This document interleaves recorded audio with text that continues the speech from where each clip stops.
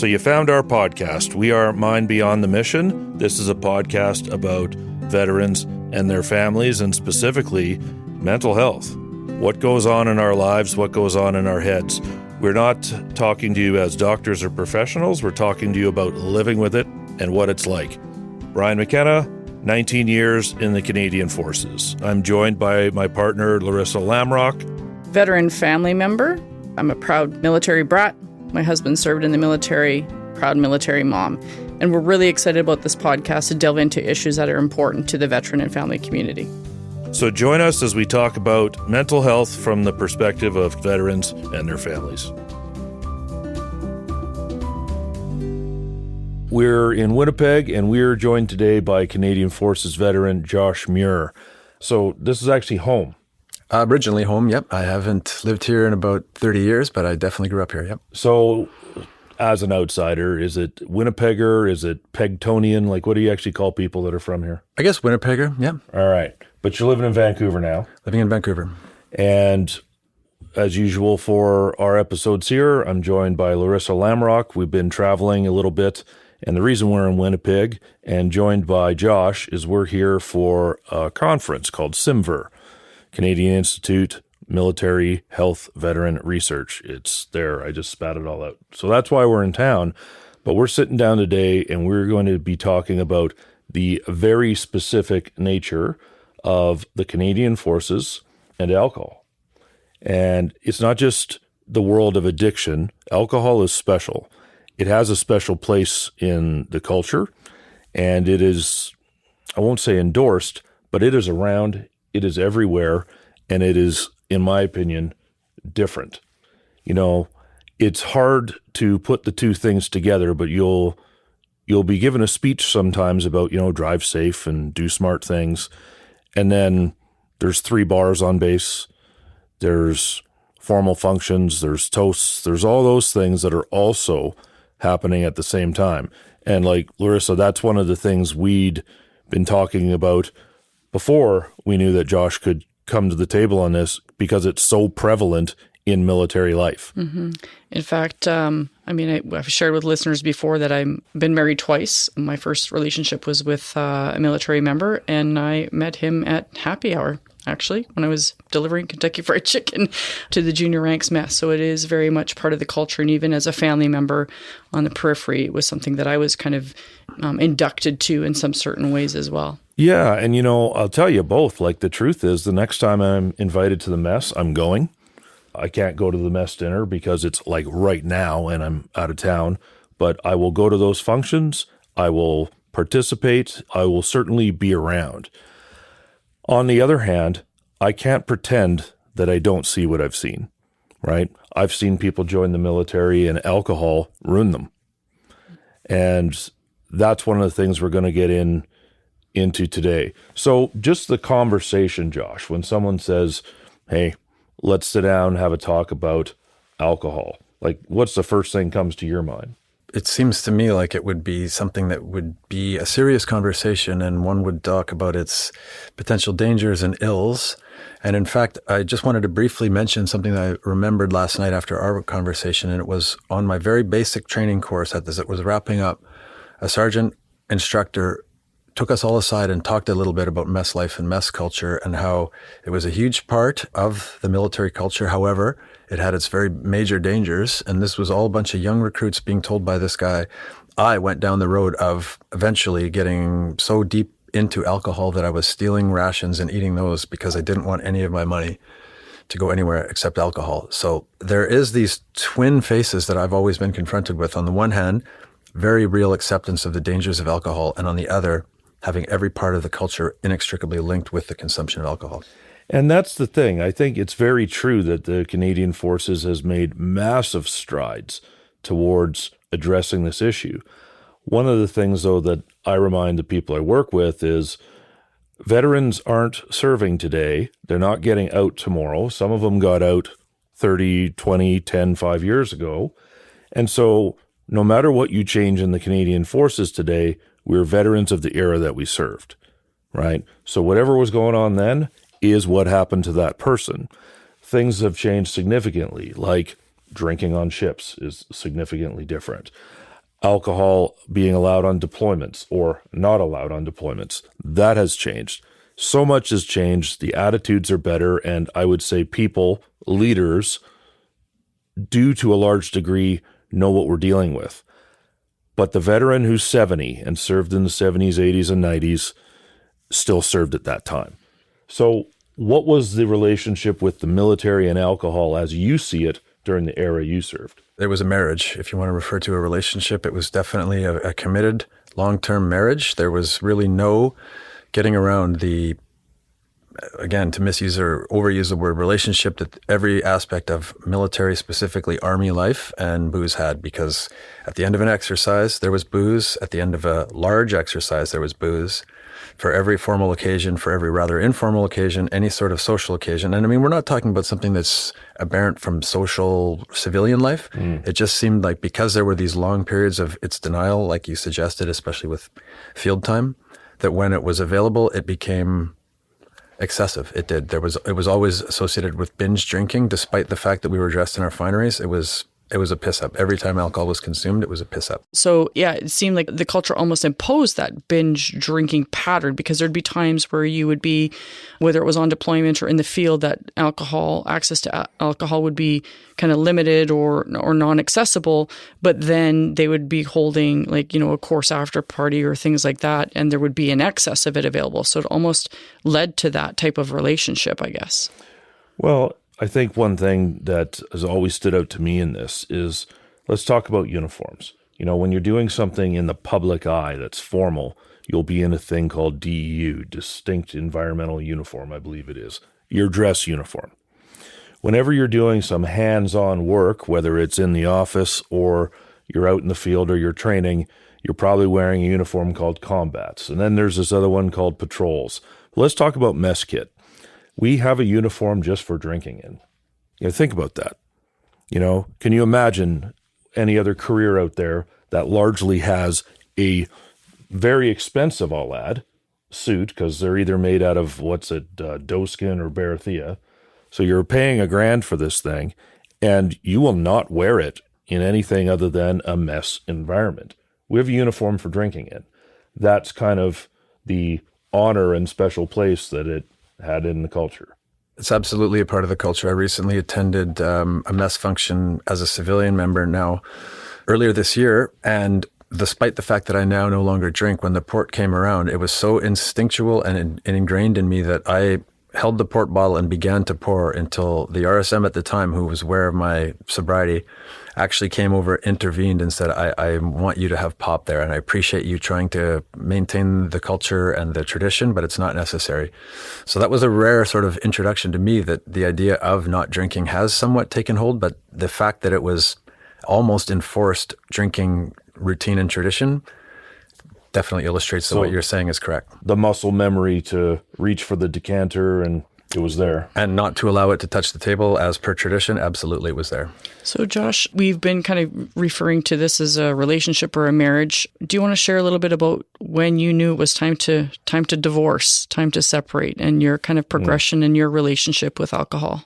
I mean, I think that realistically, I had a few eye-opening incidents for many years now that showed me that heavy drinking and binge drinking especially was really not very healthy or conducive to, moving forward in life. But I guess I reached my final place where I had to make a change when I realized that I would not be reuniting with my partner, and that if I kept going down the path that I would also be losing my son. And I finally found the one thing I was not prepared to lose in my life. And so I had to lose something else. And in my case, that was not just alcohol, but it was also my relationship with it. We had a conversation the other night about what gets someone to that point of overusing alcohol. And what you shared with me was unusual. I mean, Atlas focuses on veteran and family mental health. My spouse is a veteran. He defines himself as an alcoholic. He hasn't drank for a couple of decades, ever since I've known him. But he's educated me that he's not a former alcoholic. He's not a recovering alcoholic. He is an alcoholic. That's his own description. And for him, the reason for why he chose alcohol was a little bit different than what you shared for me. And I'm assuming, for my spouse, that it had to do with mental health injuries. We've had some conversations about that. I know of other veterans and families I've supported in the past. It's been, to numb mental health injuries or traumatic events. But for you, it sounded like it was a little bit different.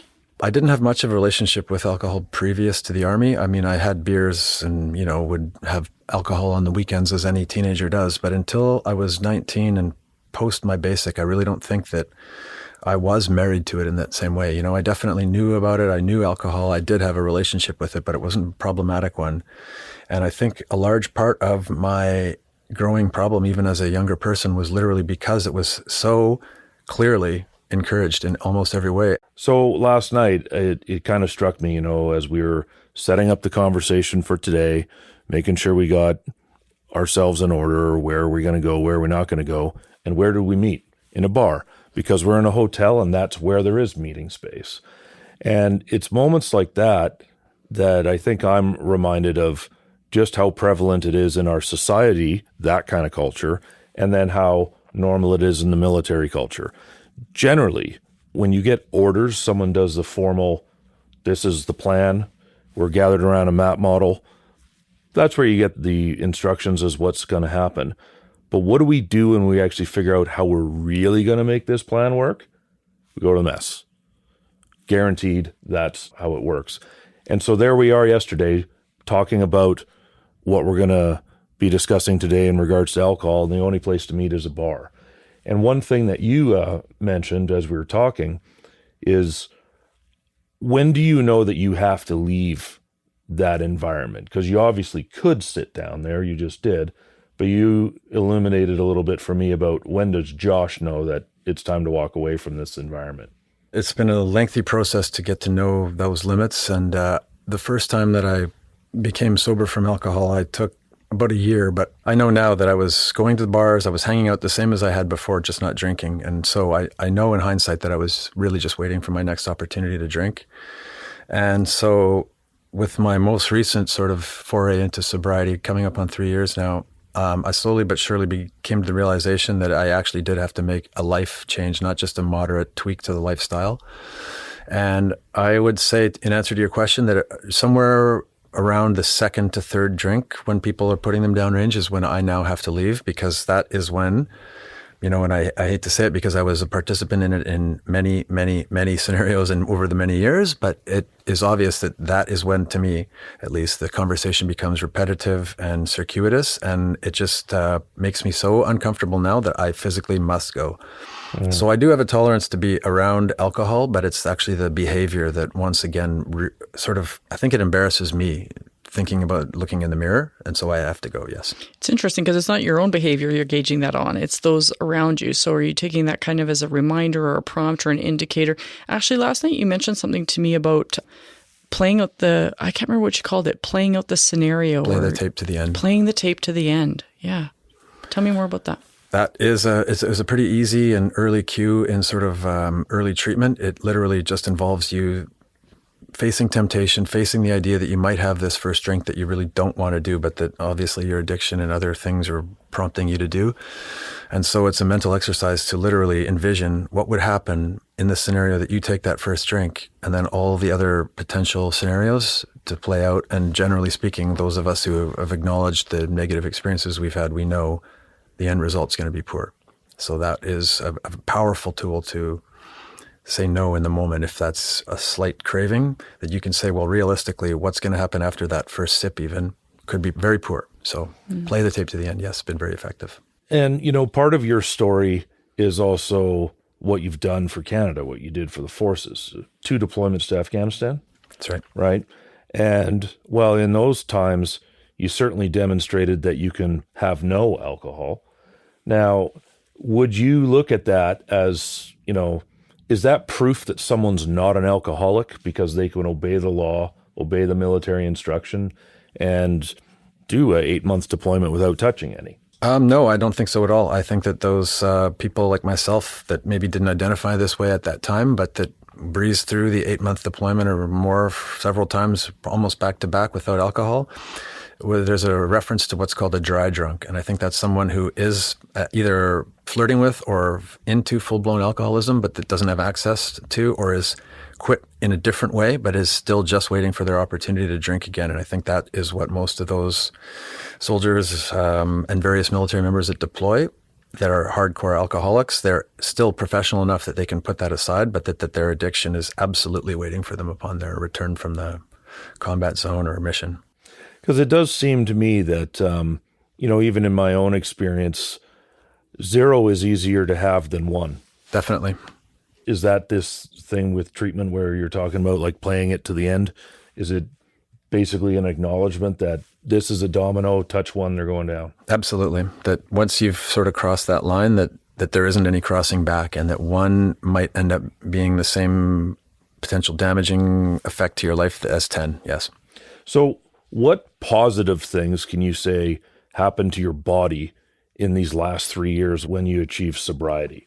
Well, one of my greatest justifications, and I mean, Laryssa touched on it about all the different justifications that there become for drinking. Obviously, most people started off as a per yearly social and fun thing, and it usually ends up either, hopefully for their sake, staying that way, or it takes some turns. And I would say that one of my greatest justifications over the many years was pain management and sleep management. And I had fooled myself to believing that nothing except for alcohol was capable of assisting me with my very, very dramatic and high pain levels, and also my inability to sleep properly. And I think for years that was at least partially true, and that aspect was managing my issues. But it got so out of control that was literally one of the biggest first examples of my feeling that I was healing from my alcoholism, was that after about 4 or 5 months, I began to sleep through the night, and I had not had that experience in a decade, maybe more. We talk about rock bottom. I think it's a term a lot of people hear, particularly when it comes to addiction.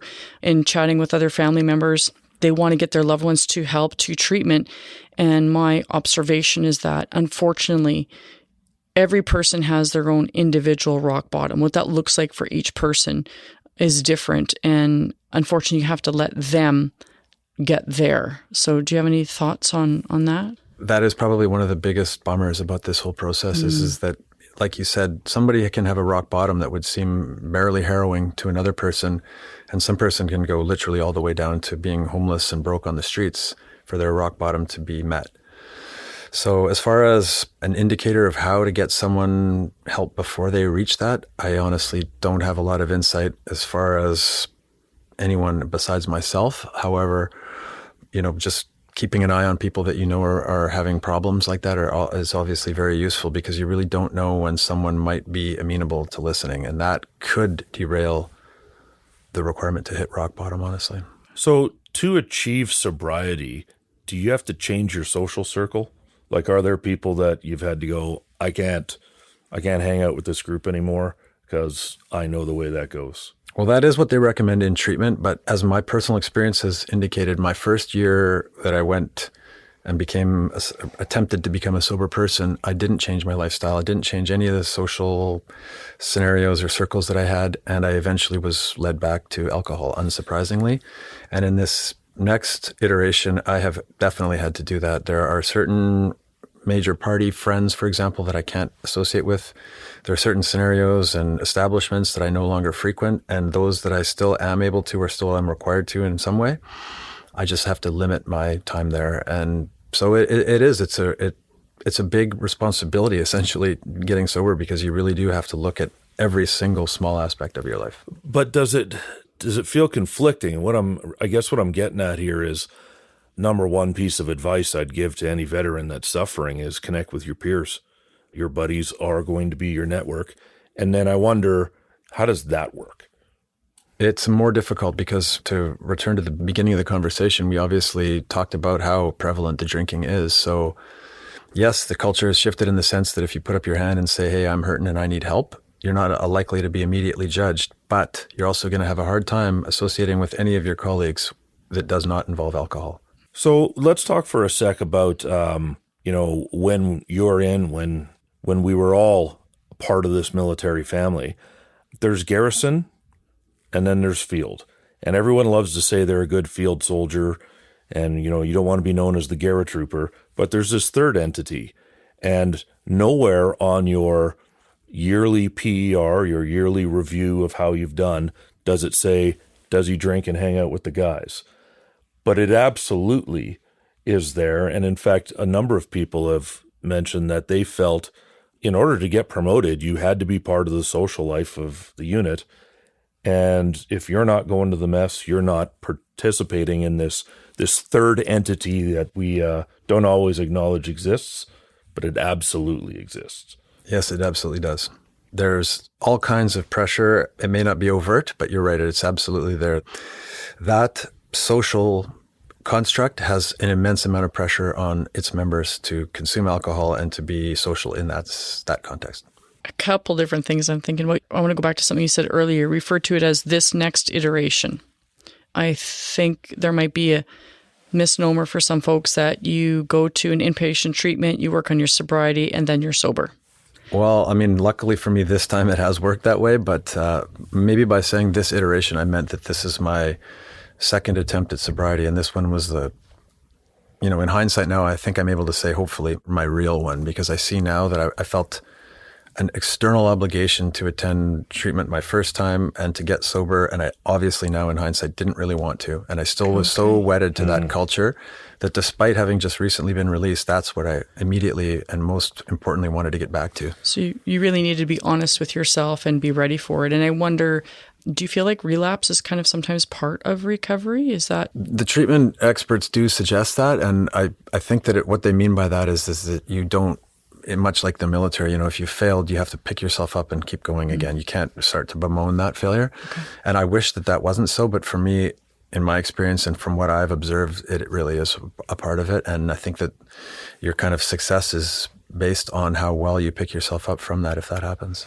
So when people go on inpatient treatment, I've gone to a number of different active live-in counseling programs myself.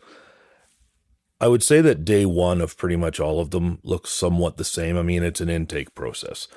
What's day two like? I think that I can best describe it as a very lonely feeling and pretty scary, really. And it's not so much that, especially for those of us who've had lots of experience living in different places, far from home, all that stuff, it's not that. It was really that I had found some either rock bottom, to use the popular term, or a dead-end alley that I had no way to get out of other than to be here. And, at that point, I think one's self-esteem is quite low, and I definitely had my doubts as to whether or not I was going to be able to be successful there. And then can you shed some light on what the second last day was like? Like when you're going home tomorrow? It's a lot less lonely because you've obviously created a community there. You're forced to, really, but it's filled with apprehension because, again, much like a military course, you're in a closed environment. It's extremely easy to apply all the knowledge and the skills that you've learned. And now you're going out into the real world to try to apply those to your actual life that doesn't involve you being locked into one small compound and, being force-fed a bunch of useful, logical information all day. So I felt very apprehensive. I mean, I was confident, I really was, but I definitely felt apprehension. So what advice would you give to someone who might be, maybe inpatient treatment is on the horizon, they're considering it, and it sounds like treatment sucks. It's not easy. It's a lot of hard work and introspection. Do you have any thoughts for people who might be there or maybe going there on how to get through day 3? And then for them with that apprehension going home, how to get through day 3 once they're back at home? I'd like to sort of default to some of the platitudes that they give you in treatment, which is trust the process. And it sounds difficult to internalize or even hear on your first few days. But once you're more deeply in the process, it's absolutely true. And I guess the other advice would be to go now. And it doesn't suck, actually. The first day or two does, maybe. Okay. Again, just because you're like, how have I led myself to this straight? But it's the experience that you'll have there. And again, this is strictly speaking from my personal experience, will be exactly what you put into it. So the more you put in and the more honest you are, the more you will get out of it. Absolutely. So if you're going there without the intent of being open and honest, it's potentially a waste of your time. So if you've accepted that you need that, then you better accept everything that they're going to tell you and everything, and go in there with open mind. And humility, it sounds like. I think that almost comes along with you when you're there because, you're pretty well forced to confront whose decisions have led you there. And they're no one else's but yours. So how is talking about this? Like, what are you going to do after this conversation? Or do you have to go through a little bit of a process to kind of recenter yourself? I mean, there's no alcohol in the room, but we're talking about it. And we're kind of revisiting some of those thoughts and emotions. Does even having the conversation put you in a different place that you've got to recenter from? If we'd had this conversation 2 years ago, I would probably have said yes. But I think that for me, at least, the greater the distance that I have from my former drug of choice, the easier it gets to stay away from it, just because I have to confront all of those realities that I was able to either ignore or willfully chose to ignore during my drinking phases. So frankly, no, actually. So there's this term I love to bat around called healthy enough to help. And one thing that I've found, regardless of ailment, is that a lot of times when veterans are suffering, something will happen where they kind of come up for that one gasp of air, and they think because they're breathing again once that now they're ready to help the other people around them. And quite often they're not. They're still drowning in it. They've just found a little bit of a reprieve. I know I went through that. And I know looking back, there was no way 4, 5, 6 months after coming out of Afghanistan that I was in any position to be educating people how to handle their thoughts, process their emotions. I know now that I'm still working through a lot of it. When is someone like you healthy enough to help? When would you say, okay, now I can be a peer and mentor that next guy that's just put up his hand? I guess that would be a pretty subjective answer. But honestly, for me, I think that I started to realize that I could, in fact, go back to giving back once I had essentially neither dreams nor thoughts of relapse or of alcohol. So I would say that for me, that took a year of actual sobriety. And, I think some can get there more quickly and others will take longer. But honestly, as well as I do, you both do, that even when one isn't ready to help, that there's a great pull to help others, even if you know that you still need help yourself. So I would say in that year period, and I hadn't really given up some of my assistance to others in that time, but in that year period, it finally dawned on me, and I'm not exactly sure why, but that what I'd been told over and over, which was being selfish and putting yourself first, isn't a bad thing when it comes to, potentially not only righting yourself, but then making yourself once again available to help others. So you just mentioned, though, you dreamt about drinking. Oh, yeah. Yeah. Really? I dreamt about it. There were moments that it was so vivid, and I can remember this when I quit smoking cigarettes as well, that I would wake up filled with regret that I'd had drinks last night and then have to come to, so to speak, and realize, nope, that was purely a dream. There was no socializing. There was no alcohol. Those dreams stuck with me for months, definitely. Wow. I've noticed one feeling I certainly had.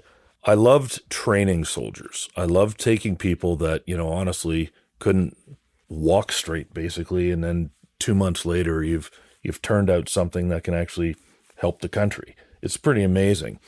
And so that moment when, for the civilians listening to this, a process called an ARML, which basically was them saying, you can't be a soldier anymore. Medically, Brian, you're done. The idea that I didn't get to help soldiers again really, really bothered me.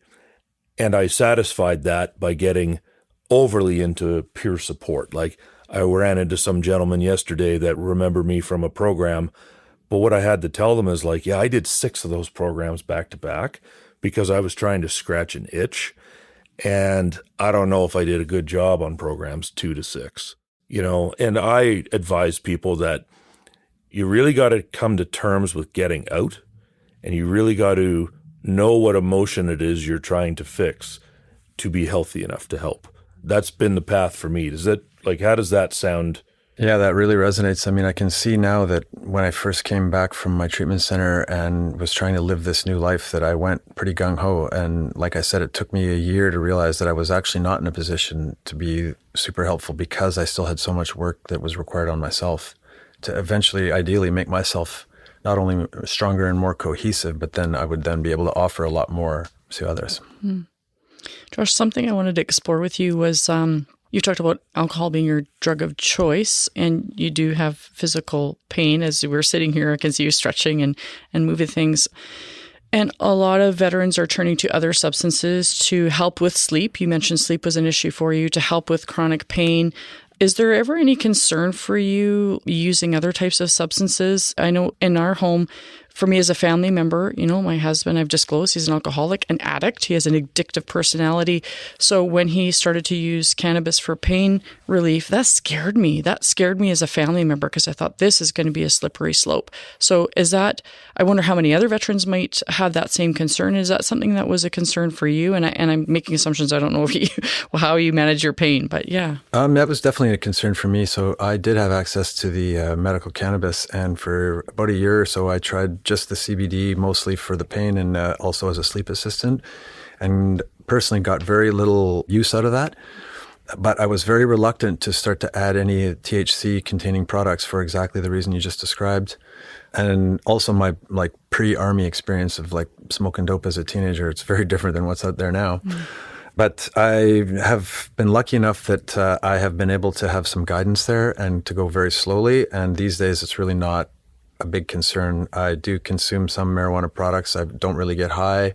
They actually are surprisingly effective at pain and sleep management. It sounds like so it was very intentional for you. You reached out to get someone to help you and guide you. It was intentional. So a lot of experimentation, going slowly and making sure that what I'm doing wasn't going to be putting me into a position that I would find compromising. Exactly. So, what's in a name? And our organization is the Atlas Institute for Veterans and Families. And there's one other area I'd like to go in this conversation. We've talked about deploying. It's a big part of military life. We've talked about what does and doesn't happen in leave and things like that. What's the drinking reality amongst the spouses when we pack up and disappear to somewhere in Europe, or, we're off to Afghanistan for 6-8 months?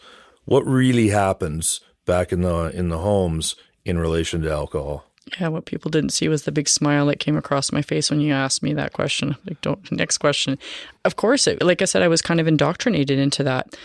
Met my former spouse at happy hour, looked forward to TGIF or TGIT, whatever day they had it. A lot of my social circle and connections happened at the junior ranks mess.